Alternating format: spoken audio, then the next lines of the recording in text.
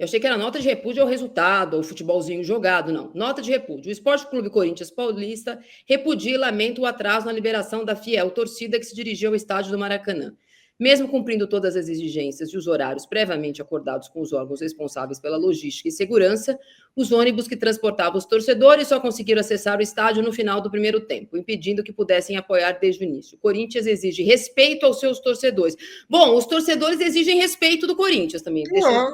Parênteses. Em qualquer praça esportiva onde atue, o clube está em contato com as autoridades. Bom, o Corinthians defender a sua torcida é ótimo, mas o Corinthians podia defender a sua torcida cuidando do Corinthians. Ontem, as organizadas, de fato, tiveram o tratamento que normalmente organizadas no Brasil inteiro e torcedores no Brasil inteiro têm da polícia e de qualquer polícia. Gado. Apanha, não pode entrar no estádio, tratado de qualquer maneira. Isso é uma repetição de uma violência tolerada em qualquer praça esportiva. Absurdo. O Corinthians não ter tido as suas torcidas liberadas, absurdo. Mas eu não vivo de intolerância seletiva. Acontece toda hora. Acontece aqui em São Paulo. Quando tem duas torcidas e, eventualmente, a outra torcida de outro estado ou do interior. Isso é um movimento que os clubes deveriam fazer sempre. Não fazem. Aceitam esse campeonato mequetrefe que a CBF oferece e paga por esse tipo de segurança para os seus torcedores. Se o Corinthians exige respeito dos seus torcedores, respeite os torcedores, Corinthians. Explique o que vai acontecer hoje na reunião do Conselho Deliberativo, que às vésperas de uma necessidade legal de publicação das contas, o Corinthians não quer fazer a reunião. O Corinthians pediu adiamento de uma reunião cujo prazo legal nacional de publicação de balanço é 30 de abril. Todo mundo sabia.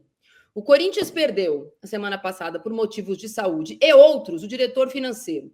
O Corinthians assistiu à distância a reunião do que era para ter sido o CEO do Corinthians, o Fred Luz. Eu não estou defendendo ter ou não ter, mas me parece, né? O Fred Luz dizendo por que não funcionou as tentativas de organização do Corinthians.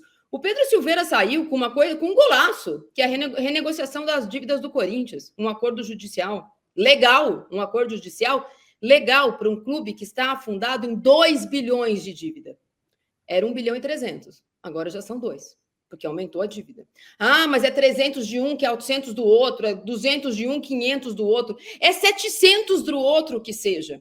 Eu, se tivesse me candidatado a presidente do Corinthians, se eu não tivesse morando em Marte, até porque lá só tem gente verde, se eu tivesse morando em Júpiter, eu saberia que o Corinthians está afundado. Marte é uma boa. Não, lá não, Pipo. Lá ficou. Lá a torcida única, lá em Marte é a torcida única, só os verdinhos. Como é que o presidente do Corinthians não começou o mandato dele pensando nisso? Passado 1 ano e 4 meses, que o Corinthians vai publicar contas, agora o Corinthians foi ver que a conta do ano de 2023, que essa administração aprovou ano passado? Esses conselheiros aprovaram as contas de 2023 do Duílio. Eu não estou defendendo o Duílio, eu estou atacando o conselho. Como é que esse conselho em 2023 aprovou conta? E agora quer ver de novo as contas do ano retrasado? Não, tem que ver mesmo, eu acho que tem que ver. Mas na véspera de publicar as últimas contas? E a fiel fã-clube fica falando, mas antes era pior. Então vamos continuar no péssimo, porque antes era pior.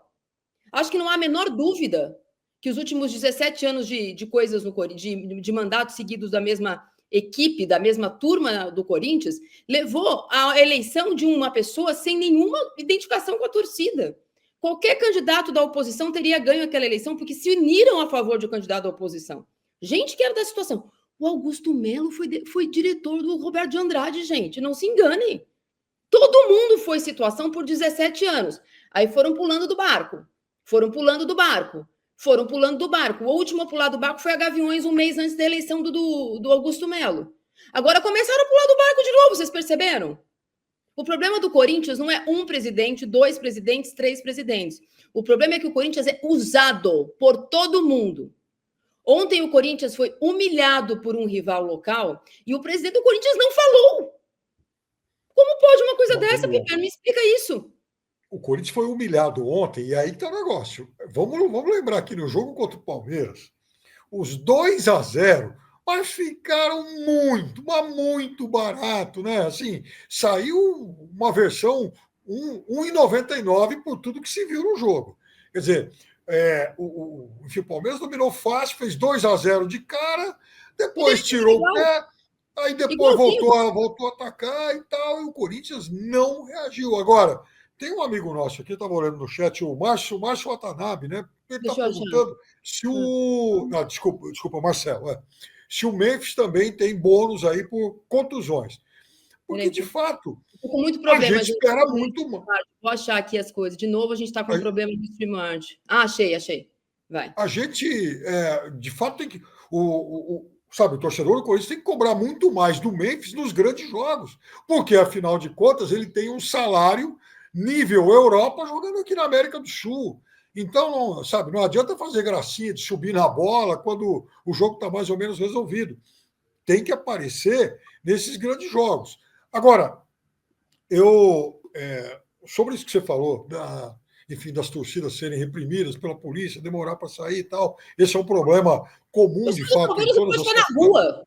Aqui em São Paulo, a torcida do Palmeiras não pode ficar na rua. Nossa, aqui cadê o presidente do Corinthians para falar, nossa, coitado da torcida do Palmeiras que não fica na rua, não pode torcer na rua. Aqui em São Paulo é um escândalo, uma excrescência. Tem uma coisa, sabe? Quando depois de um massacre como foi de ontem, uma direção publica uma nota dessa para tentar, de alguma forma, desviar toda a discussão para uma questão policial, é porque realmente está com medo de falar daquilo que se viu em campo. E sobre o que a polícia fez. Vou deixar para sempre, isso aqui, porque, sabe, derby com duas torcidas é uma coisa civilizada. A gente tem que procurar cada vez mais isso. Quer dizer, eu morro de inveja quando eu vou para qualquer outro lugar em que você pode ver, num clássico, duas torcidas da mesma cidade dividindo o mesmo estádio. Parabéns a eles e tomara que a gente consiga um dia chegar a esse nível. E lá para o finalzinho do programa... Principalmente o camisa 12, que reclamou primeiro ontem, tem razão, é que em Flamengo e Vasco as torcidas conseguirem entrar juntas. Como é que Corinthians e Flamengo não conseguem? Ô, Pipo, bom, falei muito de Corinthians, então, no finalzinho, eu vou voltado com a história da reunião do Conselho hoje, que é necessária a aprovação das contas, não será aprovada. Ele não tem votos para isso. O CORE já recomendou a reprovação das contas.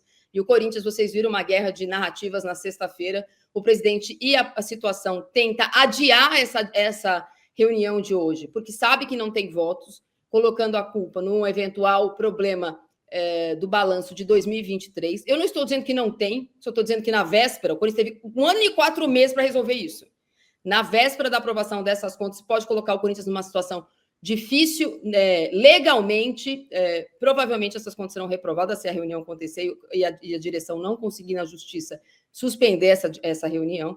E se isso acontecer, há lideranças já da oposição pedindo para que o presidente renuncie. Por quê? Porque ao renunciar, ele manteria o grupo dele no poder, né? O vice-presidente assumiria.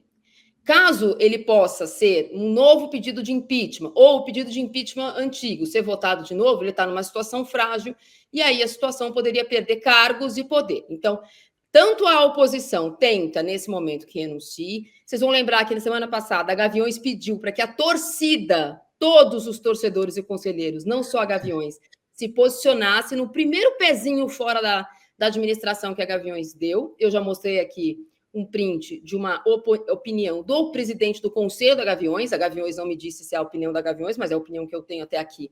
É a opinião do presidente do Conselho da Gaviões. E essa reunião vai acontecer hoje, está marcada para hoje no Parque São Jorge.